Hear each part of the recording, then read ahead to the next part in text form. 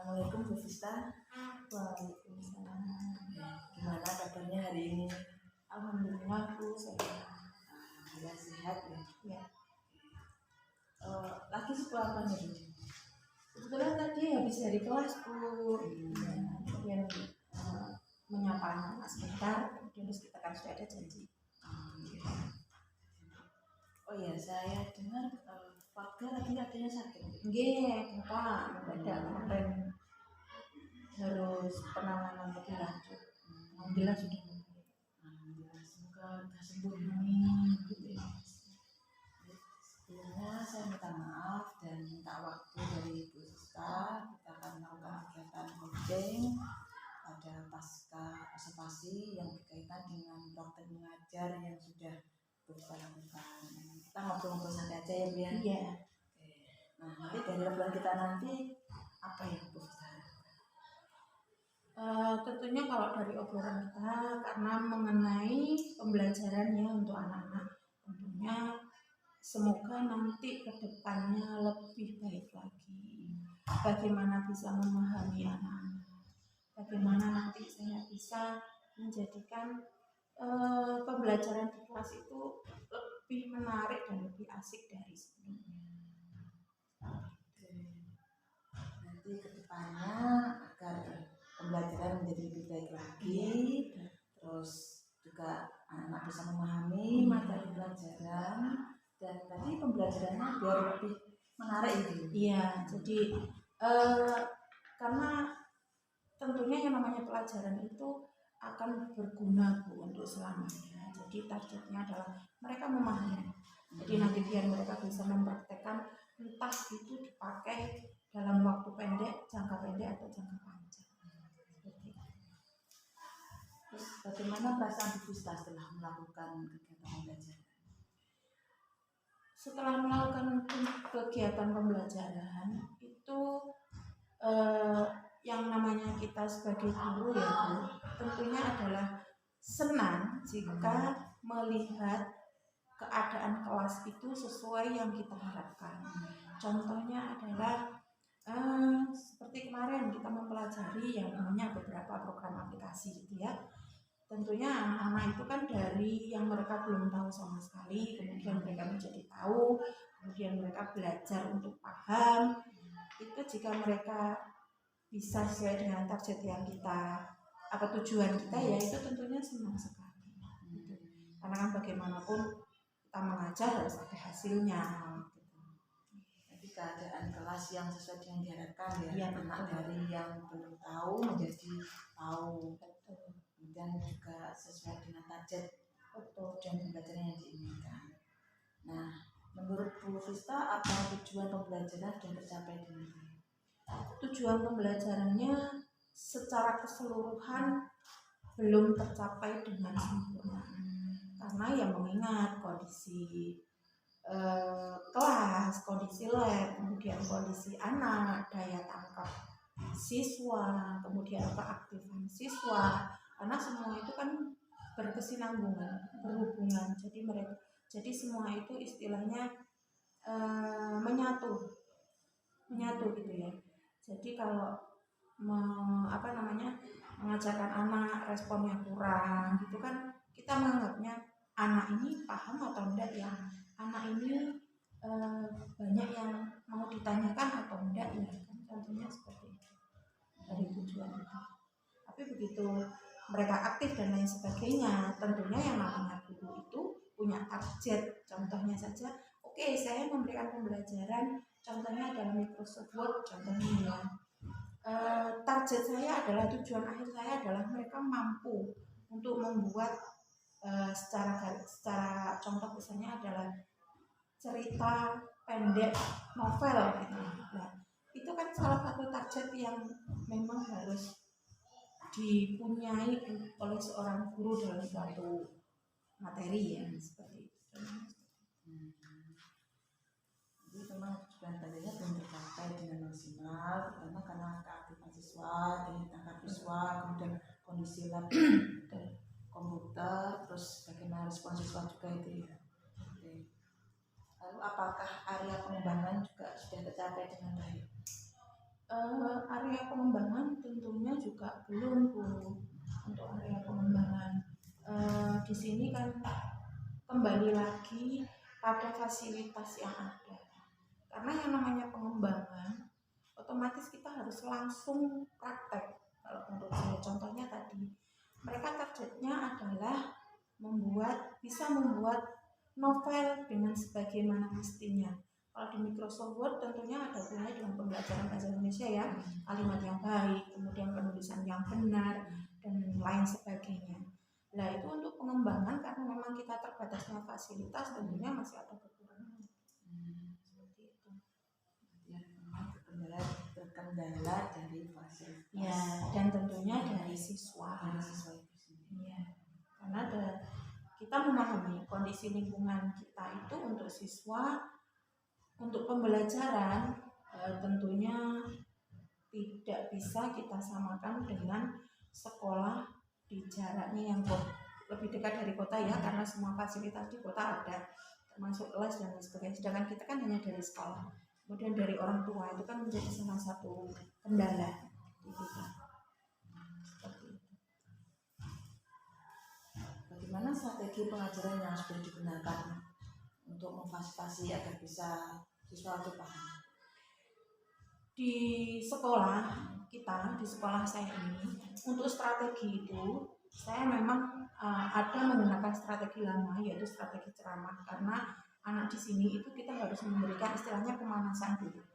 Kita ngobrol, kita menerangkan, kita menjelaskan apa yang mau kita sampaikan pada hari itu, materi pada hari itu.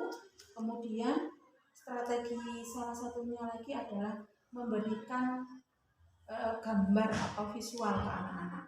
Karena kenapa saya ambil strategi yang seperti itu? Karena memang anak-anak di sini tuh melihat daya tarik mereka selama ini tuh mereka lebih senang istilahnya itu dengan menunjukkan langsung visualisasi atau istilahnya itu gambar yang buat mereka menarik. Strategi pengajarannya digunakan itu ceramah karena memang disesuaikan dengan kebutuhan anak-anak dulu. Jadi bagaimana kita memanaskan dengan membimbingnya, kemudian ngobrol juga gitu ya. Lanjut dengan gambar visual agar bisa menarik siswa gitu. Jadi kemarin itu untuk pembelajaran karena sistem kemarin saya ngambilnya adalah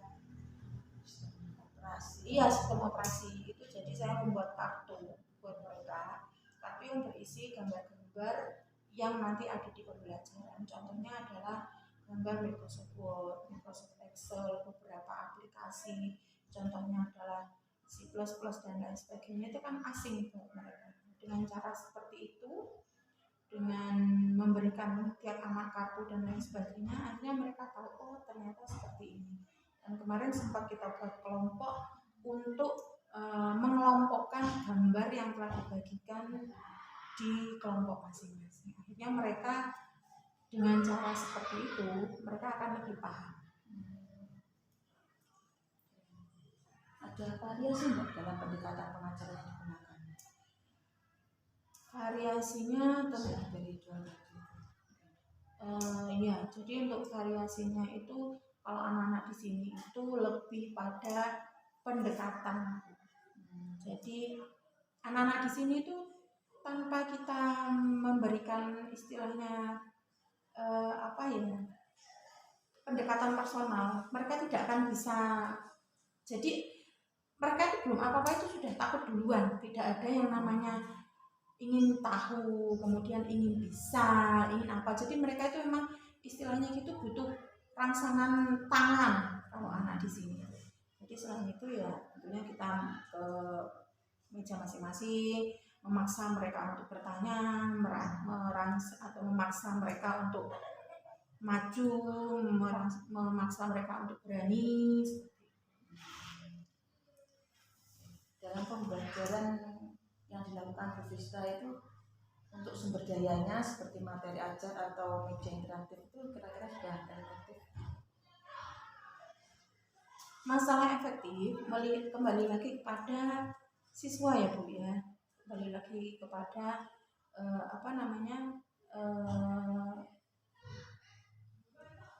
kemampuan siswa untuk memahami. Jadi kalau di siswa kita tentunya dengan cara yang tadi saya sebutkan itu masih kurang efektif. Nah itu yang selama ini masih menjadi PR. Bagaimana ya? Karena target kita itu anak-anak berani dulu, anak-anak mau bertanya dulu, anak-anak mau semangat untuk belajar dan ingin tahu. Itu target yang utama. Karena memang di sini anak-anak itu kalau masalah apa namanya tadi targetnya itu ya harus itu dulu.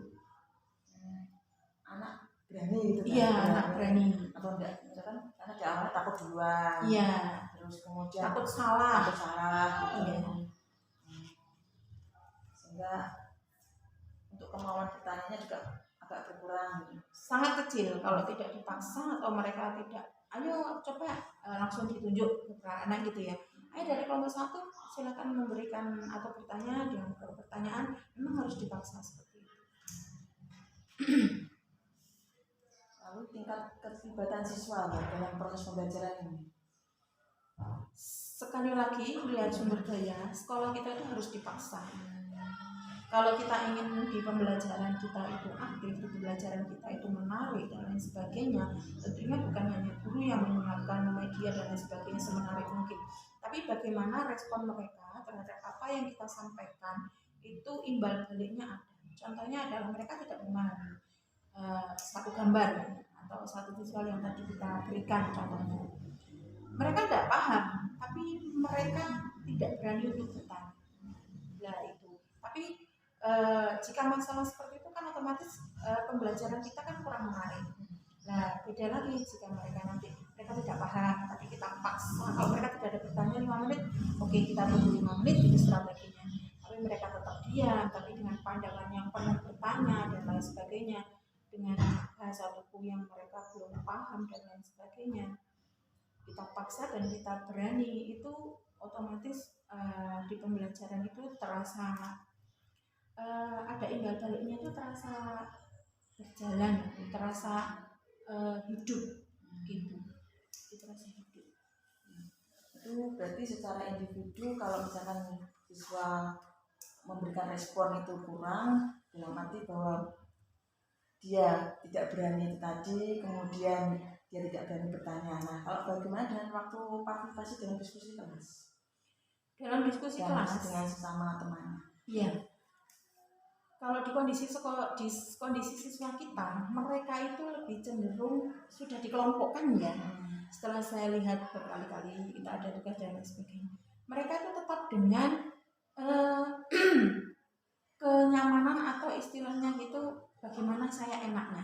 Jadi kalau mereka nggak dipaksa untuk berdiskusi, ya tidak akan melakukan diskusi. Jadi hasilnya hanya didapatkan dari 1 atau 2 anak saja tanpa harus melakukan diskusi dengan semua kelompok. Itu gitu. Jadi memang harus dipaksa. Kayak kemarin itu saya kan di kelas memberikan kartu ke 1 anak, ada 4 kelompok, tiap anak saya beri kartu masing-masing. Itu saya paksa untuk menulis. Jadi ayo coba dari kartu yang kamu pegang itu kelompok yang mana. Jadi setiap anak itu saya suruh ngomong. Ini termasuk yang ini Bu, kenapa kok ditaruh di tempat yang misalkan adalah aplikasi gitu ya. Ini kan memang gambarnya contoh dari salah satu aplikasi, oke. Jadi memang harus kita paksa seperti ini. Terus dengan adanya paksaan itu, apakah anak juga memberikan respon? Iya, baliknya itu dalam bentuk apa?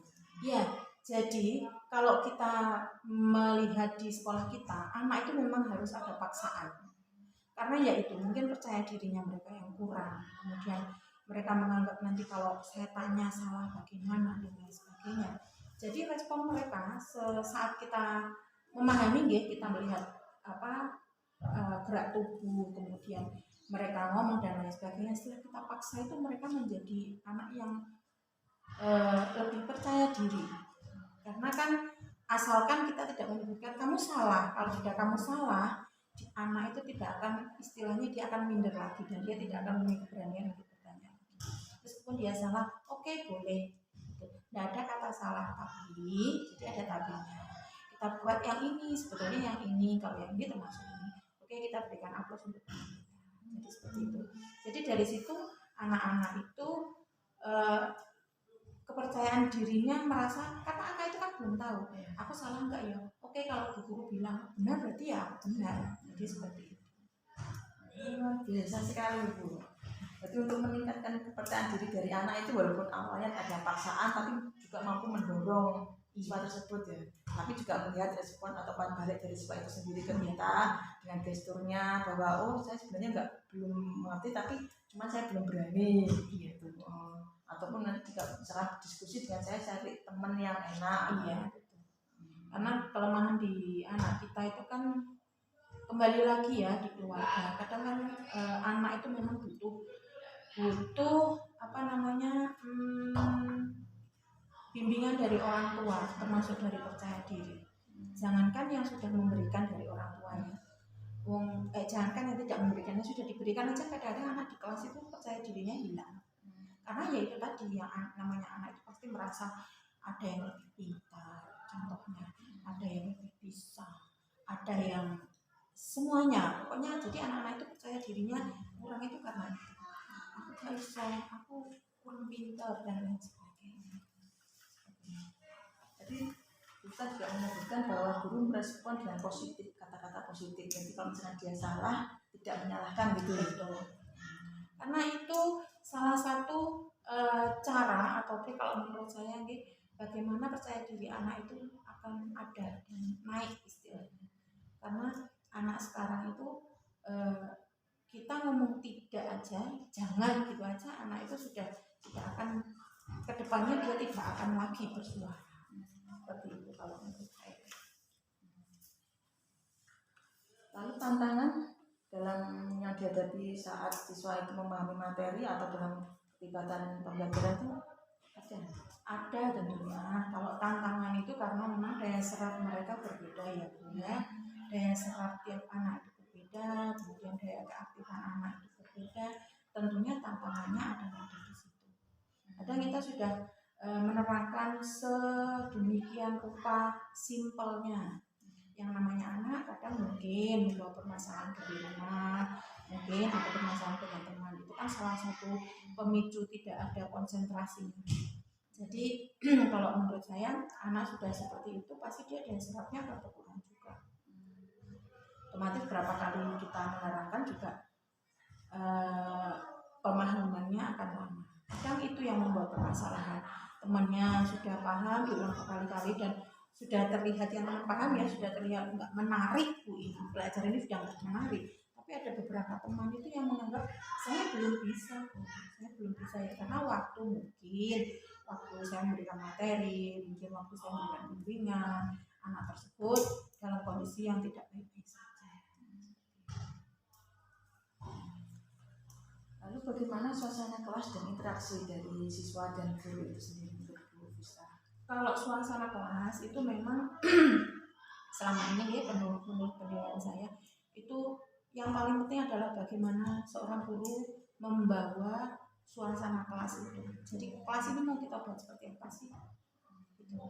Kalau baru masuk kita sudah ada beban banyak di kepala yang guru, pasti kita masuk itu adalah dalam kondisi yang tidak baik-baik saja. Nah, itu pasti akan berpengaruh ke anak. Contohnya saja adalah saat kita menerangkan di depan dan gestur tubuh yang menarik, maksudnya gestur yang menarik, kita tersenyum, kemudian nanti kita jalan ke sana ke sini menghampiri anak itu responnya akan lebih baik dan lebih bagus. Kalau menurut saya jadi semua diawali dari bagaimana kondisi guru itu di awal ya, kalau kondisinya baik atau tidak, karena memang anak itu sekali lagi kondisi sekolah kita, anak itu tidak bisa kita paksakan.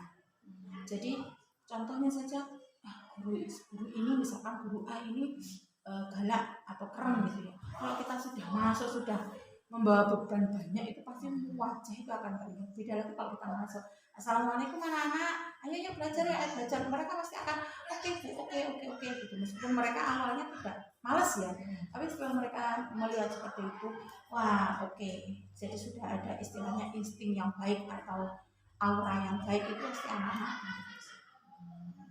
Jadi langsung respon kondisi Iya. guru itu juga Benar, respon ke iya betul. Kalau menurut saya seperti itu. apa ada upaya untuk mengaitkan pembelajaran dengan konteks kehidupan mereka sehari-hari? Kalau itu pasti Bu, melihat kondisi sekolah kita, sekali lagi melihat kondisi sekolah kita, siswa kita itu untuk pembelajarannya, mereka itu sebenarnya target mereka itu sekolah. Kalau kita lihat ya hanya sebatas ya sudah sekolah. Padahal target kita kan bukan itu, target guru maksudnya. Guru kenapa harus mengajar, kenapa harus mendidik? Target kita kan bukan hanya ya sudah yang penting kamu sekolah, kan bukan itu. Kamu nanti bisa memahami semua ya namanya kalau kita di kelas itu yang materi, kemudian nanti bisa kamu aplikasikan nanti di rumah, nanti di kehidupan di luar sekolah. Targetnya kan pasti itu. Contohnya saja kayak misalkan prakarya, pembelajaran prakarya. Prakarya itu kalau kita pahami itu kan pasti akan kita pakai di lingkungan luar. Bagaimana kita berkreasi, bagaimana kita kreatif untuk istilahnya melanjutkan hidup, bagaimana nanti kita mencari kesibukan, itu kan ada di situ semua. Kalau tadi tentang mapel prakarya untuk mapel informatika itu sendiri benar? Iya, kalau di mapel informatika itu karena memang anak-anak itu kalau kita kan banyak istilahnya aplikasi ya Bu, aplikasi online ya. Anak-anak sekarang itu sudah pintar belanja tanpa harus, kalau kita kan jauh dari kota kan jauh, kita harus ke Gondang, harus ke Nganjuk, itu kan butuh waktu yang jauh dan perjalanan yang jauh. Mereka sekarang setelah memahami beberapa aplikasi itu belanjanya sudah online. Belanjanya sudah online, mereka mau mencari informasi apa saja sudah ada. Hanya dengan duduk dan difasilitasi oleh laptop dan HP. Kalau untuk pembelajaran salah satu. Jadi secara tidak langsung juga siswa sebenarnya sudah terbiasa dengan yang berkaitan dengan teknologi dalam informatika itu sendiri. Iya. Lalu metode penilaian yang digunakan untuk mengukur pemahaman siswa yang sesuai dengan tujuan pembelajaran yang sudah dilakukan Bu Vista. Okay. Kalau untuk metode penilaian biasanya menggunakan metode penilaian seperti apa? Apa siswa diberikan pertanyaan atau siswa mungkin diminta presentasi atau mungkin ada yang formatif, sumatif atau iya. Kalau untuk metode penilaian di pembelajaran TIK itu saya jarang menggunakan teori ya. Jadi saya lebih menggunakan untuk praktek. Jadi langsung istilahnya itu proses sama outputnya mereka harus bisa, bukan hanya praktek. Karena sekarang di dunia kerja kan kadang teori tidak dipakai. Jadi langsung bagaimana caranya, istilahnya kalau mereka kerja ya, misalkan kok mengoperasikan laptop, bagaimana caranya kita bisa menggunakan fasilitas yang ada di HP. Jadi mereka langsung praktek di situ. Contohnya kalau pembelajaran TIK sesuai dengan kelas masing-masing. Kelas 7 misalkan, kelas 7 itu anak-anak kita langsung praktek ya, bagaimana kita mengetik dengan cara 10 jari. Karena itu nanti di dunia kerja kan akan dipakai. Bagaimana nanti kita menggunakan bahasa yang bagus saat kita membuat surat lamaran. Jadi lebih banyak atau cenderung ke prakteknya ya? Iya. Uji praktek seperti itu juga. Lalu apakah sekolah mendukung dalam kegiatan praktek di praktek anak-anak itu sendiri atau waktu penilaian praktek itu sendiri? Kalau sekolah itu tentunya memberikan atau memasrahkan semuanya ke guru mapel masing-masing itu mau dibuat seperti apa, karena yang memahami adalah guru tersebut. Contohnya ya seperti mapel saya. Oke, kita nanti normalnya adalah tes teori gitu ya. Tapi kalau menurut saya itu lebih penting praktek, biasanya akan memakai teori dari nilai dari hasil praktek itu nanti saya taruh untuk yang testimoni, contohnya seperti itu. Karena di praktek itu kan pasti ada tahapan itu kan termasuk dari salah satu teori seperti itu. Dengan apa dari praktek itu anak lebih bisa langsung mempraktekkan, Betul. memegang sendiri, Iya. mengalami sendiri seperti itu. Lalu untuk dukungan sekolah dalam hal pengembangan profesional guru sendiri, Bu Vista sebagai guru informatika atau TIK dalam meningkatkan pembelajaran. Iya. Jadi kalau dari sekolah itu tentunya di sini ya Bu ya, guru tidak bisa menunggu istilahnya fasilitas apa yang diberikan sekolah kalau di sini. Jadi saya itu ya sesuai dengan kebutuhan apa yang saya butuhkan. Kalau misal di sekolah tidak ada fasilitasnya ya kita harus mencari di luar. Contohnya adalah pengembangannya adalah saya mengikuti MGMP, karena MGMP itu kan sudah merujuk di MGMP 3 ya, pasti yang kita bahas adalah mengenai bagaimana pembelajaran kita, apa materi yang sebaiknya kita berikan ke anak sesuai dengan KTP dan lain sebagainya. Berarti apa? Kalau MGMP Hari Selasa. Ya. Yang terakhir dapat pembelajaran atau di MGMP itu dapat materi atau ilmu apa? Kemarin di MGMP kita itu membahas masalah materi untuk kelas 7 di kurikulum Merdeka. Jadi kita bahas, kita diskusi di situ materi yang ada di silabus untuk kurikulum Merdeka itu apa saja, itu kita bahas. Kemudian yang sudah melakukan istilahnya sudah memakai kurikulum Merdeka itu ditanya kelebihan, kekurangan, kemudian yang menjadi permasalahan apa setelah kita melakukan 1 tahun. Karena kan untuk pengalaman dan untuk koreksi ke depannya lagi dan untuk sekolah yang baru mau melakukan. Jadi kita punya gambaran. Oh ternyata seperti ini. Contoh sekolah kita kan baru akan tahun depan ya. Nah itu jadi saya itu punya gambaran. Oh ternyata seperti ini. Oh ternyata sudah kurikulum Merdeka itu perkembangannya sudah sangat luar biasa dari yang kurikulum 13. Jadi anak sudah dituntut seperti zaman saya waktu kuliah. Seperti itu. Materinya pun sudah membuat aplikasi game. Sampai aplikasi game. Iya. Jadi saya mikir, wow, di sekolah kita bagaimana ya? Itu salah satu PR yang sampai sekarang itu bagaimana ya? Bagaimana? Sedangkan melihat fasilitas dan kondisi komputer harus memadai, wifi harus memadai, HP pun juga ada minimalnya yang bisa dipakai. Ada kira-kira apa lagi selain dari yang aplikasi game, dari pertemuan MGMP itu bisa diterapkan atau bisa diinformasikan di kelasnya aktivis? Kalau dari MGMP itu memang selain dari materi yang kita bahas itu memang kita sering mendiskusikan kondisi anak. Jadi kondisi anak dengan keterbatasan mungkin ya karena baru di kurikulum Merdeka ini pembelajarannya untuk anak SMP itu seperti kuliah kita dulu. Sedangkan kita kan sudah berapa tahun ya tidak menggeluti itu lagi. Otomatis ya informasi yang kita berikan ke anak itu pastinya tidak akan bisa maksimal karena kita harus belajar lagi. Ya tentunya anak-anak sama dibilang nanti jangan lupa ya kalau kalian tidak paham atau belum paham digunakan fasilitas yang ada. Contohnya adalah internet. Nah itu adalah salah satu trik mungkin ya karena kadang-kadang anak-anak itu menanyakan sesuatu itu kan di luar batas nalar kita.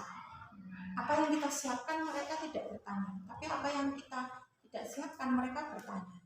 Nah, mungkin apa yang kita bahas di MGMP itu salah satunya itu untuk siswa. Karena memang aplikasi ini itu kalau kemarin sempat saya lihat dari obrolan teman-teman yang sudah melakukan ya anak itu kalau mau ada niatan mereka lebih cepat paham dan lebih apa istilahnya, mereka nyoba kalau belum sampai jadi ya mereka nggak akan menyerah. Padahal kalau kadang-kadang kalau kita kan ada terkendala dan lain sebagainya, satu dan lain sebagainya gitu ya, oke lah kita lanjutkan nanti. Misalnya kayak di kelas, oke kita mau pindah kelas dulu ya, kita lanjutkan nanti. Contohnya Kalau tadi yang di MP di Kabupaten TK, bagaimana dengan yang di MPMPS atau di sekolah sendiri itu? Apakah juga mendukung Bu Fisna dalam pembelajaran informatika? MGMP sekolah. Ya. Bu Fisna. Setelah mendapatkan materi atau pengetahuan dari MPMP Kabupaten, kemudian ke sekolah itu mau diterapkan ke siswa, kira-kira apa juga disaringkan dengan teman-teman, diobrolkan dengan teman-teman sendiri. Kalau itu kadang hanya sekedar bercerita ya, karena kan mapel kita berbeda, secara pemahaman juga berbeda. Contohnya saya diajak ngobrol IPA juga mau jawab juga saya tidak paham. Maka kadang yang menjadi permasalahan di saya itu adalah fasilitas yang paling utama. Saya itu pengen loh kayak sekolah kota itu sampai gini tahapannya. Contohnya kalau ngobrol dengan teman-teman ya dari hasil MGMP, mereka sudah bisa membuat game sederhana yang bisa mereka nikmati sendiri. Tapi terus kalau di sekolah ini bagaimana? Karena memang kondisi sekolah atau fasilitas yang disediakan atau yang ada di sekolah itu kurang memadai. Itu yang menjadi permasalahan. Kalau ini masalahnya game, misalkan mencoba untuk sharing dengan teman guru lain dalam hal pembelajaran atau dalam hal misalkan membantu pembelajaran yang lain, kan juga misalkan pembelajaran bahasa Indonesia tadi atau pembelajaran IPS atau IPA itu kan membutuhkan juga informatika atau IPA itu. Bagaimana dengan dari Bu Vita sendiri? Jadi di kurikulum 13 itu kita memakai istilah BKTIK itu ya, di kurikulum 13 itu kita menggunakan BKTIK. Jadi yang namanya BK itu ada tentunya bimbingan konseling untuk TIK gitu. Jadi memang ada beberapa guru yang memberikan tugas atau yang menugaskan ke anak itu yang harus menggunakan komputer misalkan ya. Ayo anak-anak ini silakan dibuat, diketik ya atau di print dan lain sebagainya. Anak-anak itu kadang-kadang kan belum bisa atau ada yang belum paham. Ya memberikan bimbingan yang seperti itu. Atau contohnya adalah misalkan pembelajaran matematika gitu ya. Pembelajaran matematika itu kan ada rumus dan lain sebagainya. Pak, ayo misalkan ada guru matematika. Ya Pak, anak-anak kasih tugas yang model seperti ini nanti biar mereka kolek biar belajar. Itu juga salah satu prioritas. Atau tadi Bu Vita juga menyebutkan bahwa contohnya membuat cerita novel itu juga berarti anak-anak bisa memanfaatkan atau mengambil materi dari mapel informatika seperti menggunakan apa itu? Microsoft Word contohnya kan karena penulisan di sini menggunakan ya lebih ke penulisan. Kalau bahasa Indonesia itu kan nanti pengaruhnya di BKTIK adalah penulisan mereka yang baik dan itu. Jadi bisa saling berkolaborasi yang betul. Kembali ke jawaban-jawaban yang disampaikan Bu Nisa tadi, apa indikator yang menunjukkan bahwa murid di kelas bisa mendapatkan pemahaman dari pembelajaran ini? Ya, jadi kalau kita membahas masalah indikator tentunya adalah melihat respon mereka. Respon mereka bagaimana waktu pembelajaran ini, kemudian timbal balik mereka bagaimana. Setiap saya bertanya apakah mereka merespon dengan baik, menjawab dengan baik, sesuai atau tidak. Contohnya saya menjawab A, jawabannya bisa A, B, C, mereka bisa enggak seperti itu. Itu adalah indikator dari siswa bisa mendapatkan pemahaman, ada respon siswa saat pembelajaran itu bagaimana, apakah dia bisa menjawab atau tidak, kemudian bagaimana umpan baliknya dari siswa itu sendiri. Lalu saat membuat kelompok, misalnya dalam pembagian kelompok, apa yang melandasi Bu Vita? Siswa kita itu karena lagi-lagi adalah kepercayaan diri yang kurang. Bagaimana memaksa mereka untuk bisa berbicara, memaksa mereka untuk berani mengungkapkan pendapat, memaksa mereka untuk berani tampil ke depan, ya dengan cara seperti itu. Karena saya merasa dengan berkelompok atau membagi sebuah kelompok dalam pembelajaran itu membuat mereka yang mungkin yang istilahnya beraninya kecil itu karena dukungan dari teman, dari 1, 2, 3 teman, mereka menjadi keberaniannya itu bertambah. Bisa juga dari kamu lebih bisa, nah seperti itu kan istilahnya menyanjung gitu ya, memberikan respon yang positif itu juga salah satu. Kalau dasar pengelompokannya sendiri biasanya berdasarkan apa? Kalau saya berdasarkan tempat duduk, tanpa harus membedakan siswa, tempat duduk saja. Misalkan di lab TIK ini kan ada 1, 2, 3, 4 ya, sebelah sana, sebelah kanan, sebelah kiri, sebelah tengah. Udah siapapun yang duduk di situ, mereka akan menjadi satu kelompok tanpa membedakan jenis kelamin, kemudian keaktifan siswa dan lain sebagainya. Karena kita kan tujuannya adalah menuntut anak itu semuanya aktif, semuanya mau bertanya dan semua mau bergerak. Pernah mengalami kendala dalam pembentukan kelompoknya di sini? Pernah, karena memang di kelas itu pastinya anak sudah berkelompok ya, di anak seusia mereka itu kan pasti punya istilahnya kalau zaman sekarang geng. Kalau nggak sama geng saya ya nggak mau. Itu adalah salah satu kendala yang sering saya dapatkan. Solusinya gimana biar mereka mau? Ya di sini untuk pembelajaran sekali lagi anak-anak itu lebih istilahnya gitu, awalnya maunya bagaimana kita kasih penjelasan. Karena di sini tidak ada bersaing, semuanya belajar bersama. Nanti kita dapatnya juga bersama tanpa harus digeng pun nanti kalian akan. Karena kan seringnya anak, kalau kita lihat ya seringnya di sekolah kita dan anak kita itu kan berkelompok. Ya, berkelompok. Kalau saya sudah oke dan enjoy dengan yang ini ya sudah saya dengan ini. Padahal kan teman yang lain juga sama aja. Solusinya dari geng-geng tadi itu mengembalikan lagi ke siswa tersebut ya, dalam kelompoknya tersebut maunya bagaimana gitu ya. Kemudian pengennya gimana gitu. Nanti juga dari guru juga berusaha untuk mengkomunikasikan dengan baik agar dalam satu kelompok itu juga bisa bekerja dengan baik gitu. Karena memang selalu menerapkan ke anak-anak dengan siapapun teman satu kelas kalian itu sama. Boleh di luar nanti kalian membuat kelompok boleh, tapi kalau di kelas kalian sama, karena teman-teman itu pasti punya kelebihan masing-masing. Selalu kita terapkan seperti itu.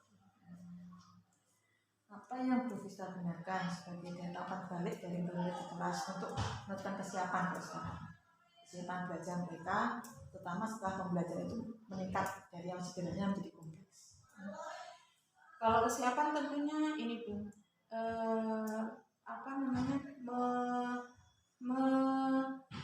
merespon atau memahami hasil mereka setelah melakukan pembelajaran. Kalau saya, gimana nanti akan istilahnya menaikkan level ya, kita mengistilahkannya menaikkan level. Oke, di level yang paling sederhana mereka sudah mampu untuk bekerja sama, kemudian mampu untuk melakukan, mampu untuk mempraktekkan. Berarti kita anggap itu adalah nilainya sudah plus. Kemudian ya tinggal kita nanti pelan-pelan, oke nanti kita kalau sudah belajar Microsoft Word, kita belajar menggunakan game ya. Kok susah toh Bu? Enggak susah, sama, cuma beda nama. Itu adalah salah satu trik biar mereka tidak down dulu. Karena memang di level tentunya harus selalu naik. Terus dari menaikkan level itu, kalau anak-anak sudah bisa, bagaimana bisa rasakan? Tentunya kalau misalkan anak itu bisa melihat level. Iya, tentunya adalah kepuasan guru. Yang namanya guru adalah target dari guru adalah saat mereka bisa naik level dengan sempurna. Apapun itu, kalau untuk saya ini apapun itu, termasuk di pembelajaran, udah di target pembiasaan, di target mereka bersosialisasi dan lain sebagainya. Itu targetnya pasti adalah naik level. Jika mereka sudah melalui itu, ya sudah, bagaimana tinggal kita mengkondisikan kelas, bagaimana kita tinggal membuat anak-anak itu lebih aktif lagi, bagaimana kita mengatur kondisi kelas gitu. Jadi yang pertama ada senang, puas, juga selanjutnya adalah mengkondisikan dan mengatur agar siswa itu bisa tetap di level itu atau bukan bisa naik. Iya, betul. Kita bisa ambil contoh misalnya di awal mereka nggak mau bertanya takut, tapi setelah berjalan, setelah beberapa pertemuan kita memberikan kesempatan tanpa memberikan kata salah, mereka kan pasti akan percaya dirinya tumbuh. Nah, saat kita merefleksikan capaian pembelajaran hari ini, apa indikator yang menunjukkan pencapaian pembelajaran yang diharapkan? Iya, tentunya kalau indikator itu adalah memenuhi target ya Bu ya, memenuhi target pembelajaran kita sesuai dengan tujuan pembelajaran kita, sesuai dengan bagaimana nanti hasil dari pembelajaran kita. Seperti itu kalau di pembelajaran. Contohnya lagi yaitu proses, karena memang sekali lagi saya memberikan contohnya yang game ya. Jadi kalau game kan kita bisa berangan-angan, bukan hanya guru TIK tapi semua guru pasti bisa. Bagaimana kita membuat tahapannya dulu, kemudian nanti kita membuat seperti apa, hasil akhirnya adalah game itu bisa jalan. Jadi indikatornya adalah memenuhi targetnya, dan itu hasil dari pembelajaran, dan yang terakhir jangan lupa prosesnya. Iya. Nah, dari serangkaian obrolan tadi, kira-kira apa permasalahan khusus yang Bu bisa temui? Permasalahan dari guru berarti ini ya, bisa dari guru juga bisa dari guru. Ya, kalau dari guru itu tentunya manajemen emosi. Manajemen emosi, kemudian itu salah satunya ya, manajemen emosi, kemudian mungkin kondisi badan dan lain sebagainya, melihat tempat kita jarak tempuhnya yang terlalu jauh, kemudian belum nanti pagi kerutan yang ada dan lain sebagainya, itu akan pengaruh sekali. Kemudian kalau di anak-anak tentunya daya respon atau daya serap. Nah, iya, karena itu pengaruh. Bagaimanapun ada timbal baliknya.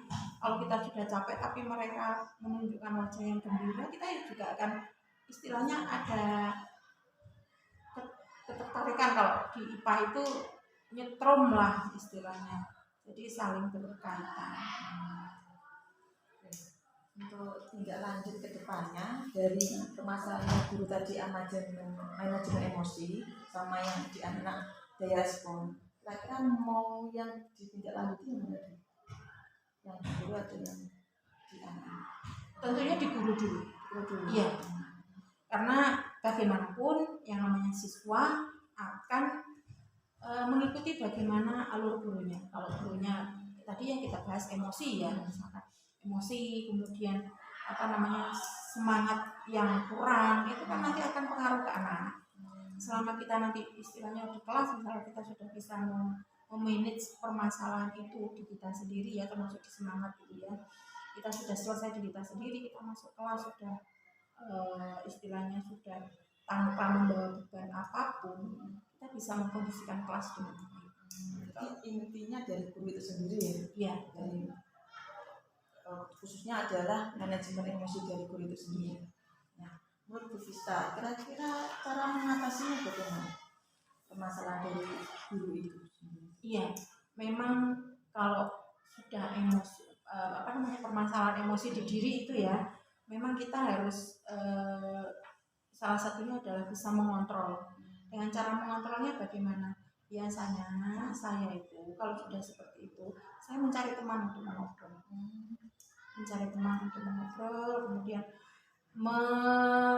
mengobrolkan atau istilahkan mencurahkan, kok rasanya gini, kenapa ya? Karena memang kadang kan lebih sering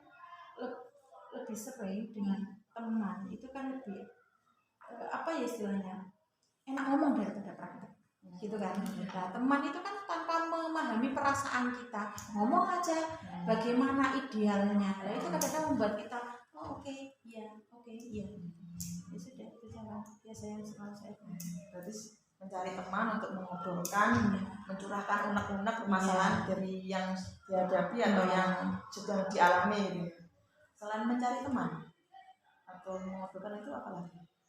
Kalau saya biasanya lebih cenderung ke bagaimana membuat saya senang. Contohnya ya sudah saya main HP dulu dalam keadaan saya tidak stabil gitu ya, daripada nanti saya salah ngomong dan lain sebagainya, justru mengundang beban, ya sudah saya main HP dulu aja, main apa gitu. Karena memang kebetulan saya itu kan paling senang dengan melihat konten yang berbau dengan keibuan, kayak memasak apa gitu, itu juga salah satu penyemangat. Iya, karena kan dari situ, oke ya nanti aku mau coba ini, sudah itu kadang sudah sedikit melupakan dan sedikit membuat apa ya istilahnya menenangkan. Nah, menurut Vista apa ukuran keberhasilan dari setelah mencari teman mengobrol atau juga membuat diri senang dulu itu? Ukuran keberhasilannya? Keberhasilan tentunya saya bisa menekan emosi yang awalnya itu mungkin responnya nanti kalau kita paksa untuk ke kelas itu kita nggak akan apa istilahnya mengajar dengan riang lah, mengajar dengan riang ya anak yang gini ya ini ya, contohnya adalah seperti ini. Tapi kalau sudah dibrolkan itu kan tidak ada unek-unek di hati, itu kan beda rasanya. Jadi kita lebih plong, lebih apa namanya lebih mengeluarkan lagi apa yang ada di kita. Atau ada lagi misalkan dalam mengontrol itu, mengontrol dalam arti mungkin bisa mencari sesuatu hal itu seperti ilmu baru gitu, kalau sudah pernah dilakukan? Ya, jadi kalau saya itu pernah dalam kondisi yang seperti itu, saya membaca gitu ya, coba dulu memang pernah, karena memang pengennya enggak yang aneh-aneh gitu ya, gimana ya caranya saya memanage atau mengontrol emosi jika dalam keadaan tidak baik waktu harus ada di kelas gitu ya. Ya sudah, saya coba membaca novel atau istilahnya melihat konten-konten yang berbau di pembelajaran saya, itu saya tidak bisa maksimal karena memang istilahnya gitu tidak membutuhkan yang berpikir, tapi yang membutuhkan bagaimana membuat hati itu senang gitu. Kalau membuat berpikir itu malah stres karena harus konsentrasi, misalkan masuk di kelas ya, aku kok kesel ya misalkan gitu, aku kok lagi tidak baik-baik saja ya, oke lah aku mau cari referensi pembelajaranku aja, daya serap saya tidak bagus, justru akan membuat saya itu tertekan. Jadi ya cara saya seperti itu, bagaimana bukan lagi kepikiran, tapi saya membuat hati saya tenang. Nanti kalau hati saya tenang pasti akan aura positifnya nanti bisa berpikir dengan tenang. Nah, gitu. Dari skala 1 sampai 10 kita ambil saja yang mencari teman dia dalam untuk mengontrol emosi itu, yang jadi kalau mencari teman itu bisa kita membantu mencurahkan unek kita itu, dari ukuran 1 sampai 10 itu kira-kira bisa membantu mengontrol emosinya Bu Vista? 7 sampai 8. 7 sampai 8. Iya. Karena kan memang ada sesuatu hal yang tidak bisa kita ceritakan. Contohnya seperti itu, tidak semuanya bisa kita ceritakan. Ada memang batasan-batasan yang membuat kita istilahnya mengganjal atau emosi itu datang. Itu kan pasti ada sesuatu yang tidak harus orang tahu, orang lain tahu. Ya cukup saja melegakan apa yang kita rasakan, mengurangi beban apa yang kita rasakan. Nah, dari solusi tadi yang mencari teman untuk mengobrol itu, kira-kira kapan nih Bu Vista bisa melaksanakan itu untuk membantu dalam proses kegiatan pembelajaran? Ya seperti yang saya awal tadi bilang Bu, sebelum pembelajaran atau misal istilahnya kita baru datang gitu ya, pagi kita datang, belum waktu yang masuk dan lain sebagainya, itu kan kita sudah terasa aku kok sudah tidak enak ya, kok aku sudah kepikiran sana sini ya. Ya sudah, kita cari teman, saya usahakan bagaimana nanti biar sampai jam pulang itu bisa mengkondisikan. Jadi di awal-awal pembelajaran itu ya, ini kan langsung misalkan merespon diri. Kalau kontrol dalam arti itu manajemen emosinya lagi di bawah, itu berarti langsung dengan saya harus mencari teman, meluapkan, harus dilakukan meluapkan. Nah, kira-kira siapa teman yang biasanya membantu Ustaz dalam biasanya diajak ngobrol gitu? Kalau saya itu karena memang teman-teman itu sudah punya apa namanya skill untuk apa istilahnya enak diajak ngobrol model sendiri-sendiri ya.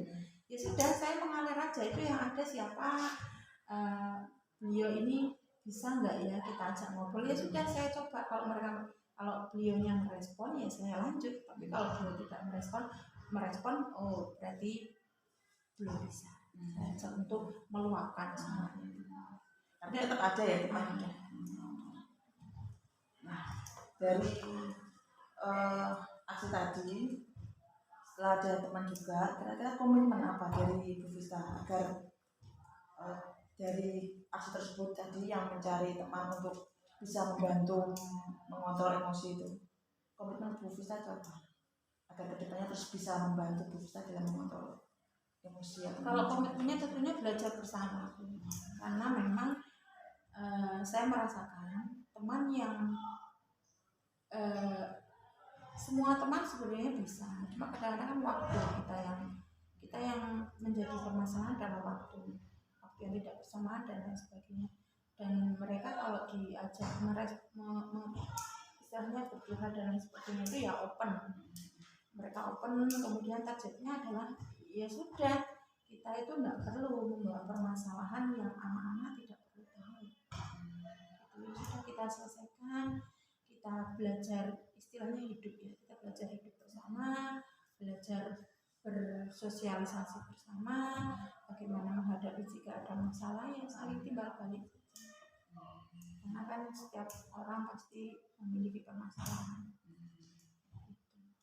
Nah, nanti selanjutnya ke depannya ada keinginan dari Bu Vista sendiri itu untuk membuat bahwa dengan mencari teman seperti ini untuk membantu mengontrol teman manajemen ini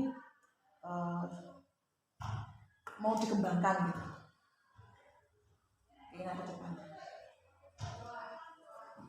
tidak hanya untuk mengontrol manajemen tapi juga bisa misalkan membantu dalam proses pembelajaran di kelas itu.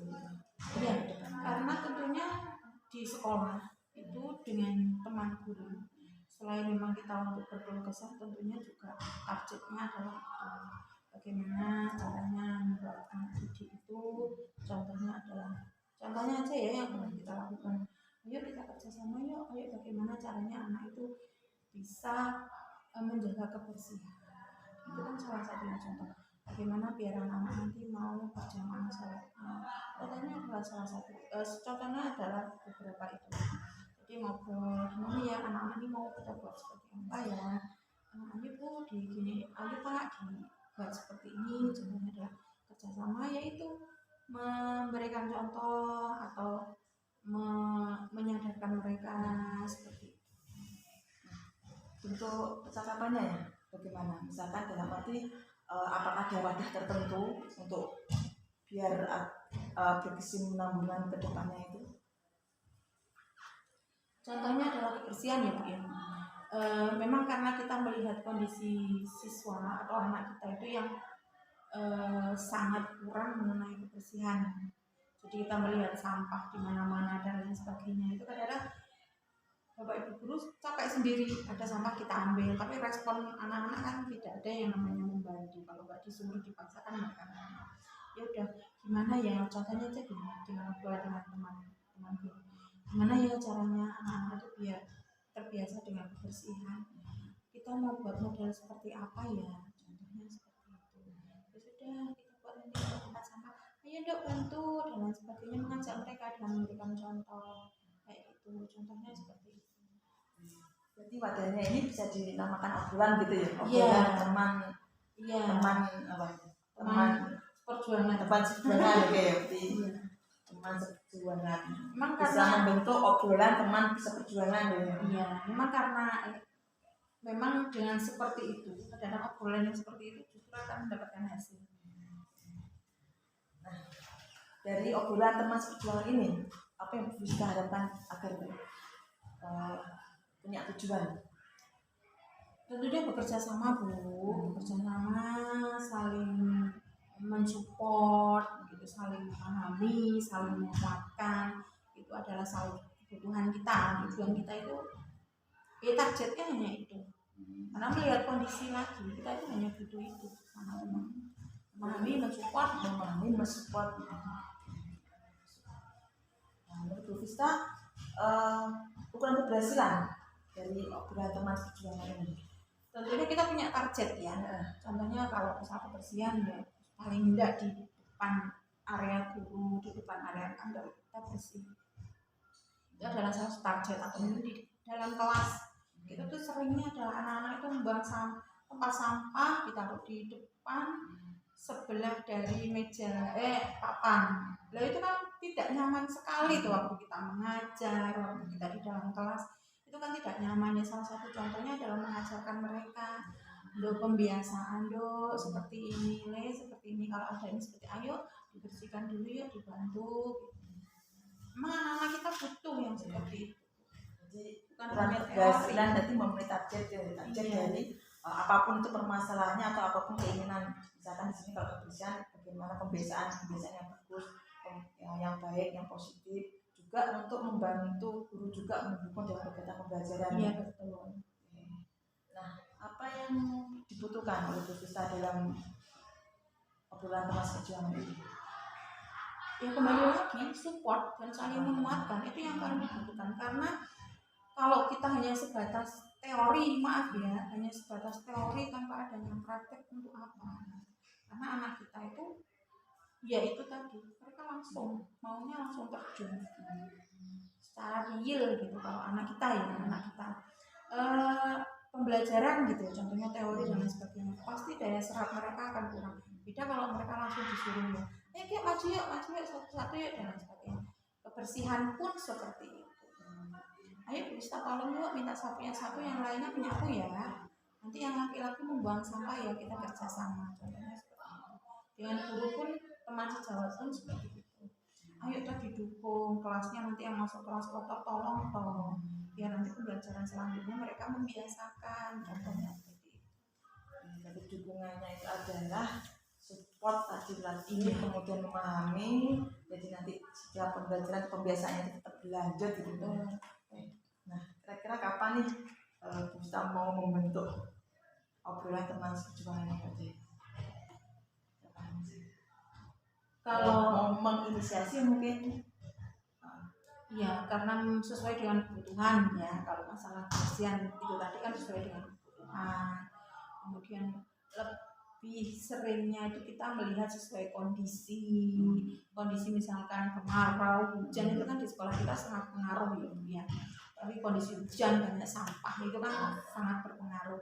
Ya dalam keadaan melihat kondisi yang bisa kita pakai untuk berkomunikasi. Jadi pembentukannya ini mungkin melihat kondisi yang ada di lapangan langsung gitu ya, langsung melihatnya keadaannya gitu ya. Tidak harus misalkan 1 bulan atau tahun ajaran baru dibentuk, itu enggak ya? Enggak. Memang karena obrolan itu juga sesuai dengan kondisi yang ada di lapangan. Begitu mau ada permasalahan langsung diunek-unek untuk unek-unek tersebut untuk disampaikan ke teman-teman gitu. Lebih seringnya sih seperti itu. Karena memang kalau kita buat yang namanya program itu tanpa melihat kebutuhan, itu banyak tidak jalan. Kalau di kondisi sekolah kita ya, kita banyak program karena teman-teman kita itu kan kreatif ya, idenya banyak kita program. Tapi jika program itu tidak sesuai dengan kebutuhan, biasanya jalannya juga tidak akan maksimal. Beda ketika program itu datangnya tiba-tiba karena suatu kebutuhan, itu justru akan jalan. Di sini lebih fleksibel ya. Nah, selanjutnya ini dari Bu Vista sendiri setelah dikonceng terkait praktek mengajar, kemudian setelah mendapatkan solusi dari bagaimana cara mengatasi pembelajaran di kelas tadi, baik itu ada masalah manajemen emosi tadi, apa yang Bu Vista rasakan? Tentunya setelah kita mengalir ya, melihat permasalahan, melihat kelebihan, melihat kekurangan, tentunya yang dirasakan adalah ternyata selama ini hanya masih sebatas itu ya untuk saya pribadi, ya untuk ke anak-anak, kemudian ke guru. Kalau kita flashback lagi ke pertanyaan tadi, ternyata hanya sebatas itu, padahal sebenarnya bisa lebih dari itu. Contohnya ya pembelajaran bagaimana sekolah kita, meskipun sekolah pinggiran, jangan sampai kalah dengan sekolah yang ada di, istilahnya kita menyebutkan sekolah total, jangan sampai kalah. Jadi perasaannya Bu Vista itu apa? Tentunya kalau perasaan ya bagaimana ya menyebutnya Bu?